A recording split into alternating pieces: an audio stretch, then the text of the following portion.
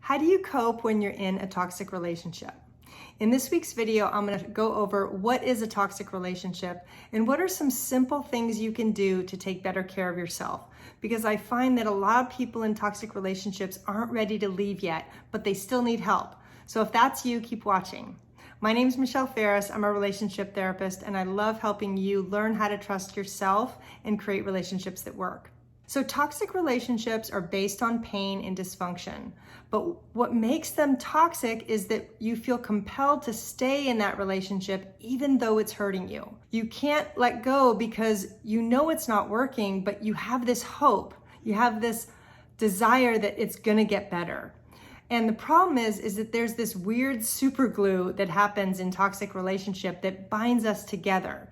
And it's that hope that someday it's gonna be different. Okay? There's a couple of reasons why this happens. First is, in dysfunctional families, you learn to accept unacceptable behavior. This happens in a lot of families where there's alcoholism, where there's mental illness, where there's abuse and dysfunction.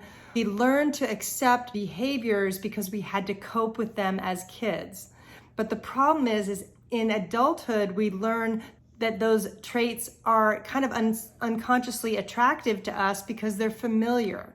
So nobody seeks out to get in a toxic relationship, but we fall into them because some of their relationship patterns and traits mimic those in our family. So what's familiar feels like love, even though it's painful, okay? Now, the second reason this happens is we fall in love with the potential of who somebody could be versus who they actually are, okay? These are the people that tell me, you know, I love my boyfriend, but man, when he's nice to me, it's amazing. But when he isn't, it's horrible. The problem is if he's only nice to you 20% of the time, that's not a great way to live, because 80% of the time you're waiting and you're probably being mistreated at that point, which I don't want for you.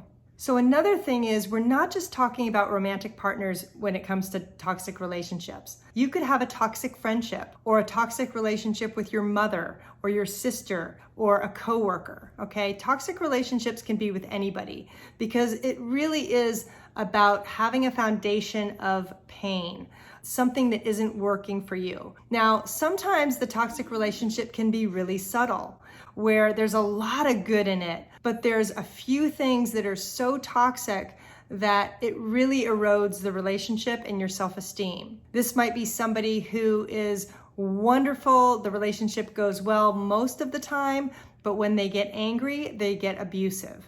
Okay, that can be a toxic relationship, because if you're being abused around their anger, that's a big problem.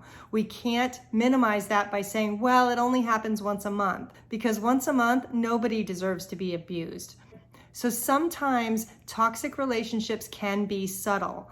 It doesn't have to be a huge amount of dysfunction. It can be one or two behaviors that are really, really hurtful. Another type of toxic behavior that's really common is gaslighting, where your partner or the other person is making you question your reality because they're saying things like, I didn't do that, even though they just yelled at you.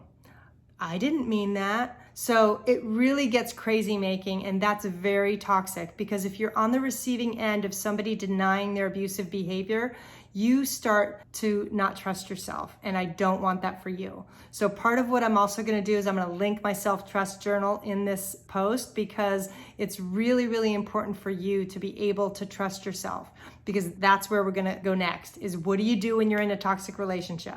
Couple things. First thing, please don't beat yourself up. Okay, there are reasons you're in that toxic relationship, and I guarantee if I heard your story, they would make sense. So first part of growth is awareness. And awareness can be painful, because as we learn that our relationships are toxic, or some of them are, it can be hard. But that's part of the journey, is to be aware, and that's what this video is hopefully helping you do, is to question, are your relationships toxic? Because if you can start to do that, you can start to do and implement these suggestions that I'm giving you now. So when it comes to not beating yourself up, I want you to be compassionate with yourself. I want you to know that this is part of your journey, and you're not at fault for this. You're not bad or wrong for being in a toxic relationship, but kind of pulling the covers down a little bit and recognizing it is your first step. Now, the second one is I want you to start focusing more on building your self-trust. Because if you can start to trust your own perceptions of what's happening, that's going to be key. Because what I want you to do is I want you to trust that what you're seeing and what you're experiencing in that toxic relationship is real. It's not imagined. Your partner, their job, if they're toxic, is going to convince you that it's not abusive so that you don't leave them, okay? That's why developing that self-trust and being able to say, wait a minute, maybe keep a journal and start writing down things that happen. Because sometimes when we write it, it can show us, oh my gosh, that did happen, and to validate that your experience is real. That's super important. And learning how to trust your own perceptions of what's happening is key. And the last part is I want you to find some good support, because part of trusting your own perceptions means you may need to check it out with a family member or friend that you really trust. You may need to call them and say, hey, they just told me that I'm crazy because of this. Can I run this by you? Because if you have trusted people that you can ask for feedback, that's going to help you a lot. Because toxic people want to keep you isolated.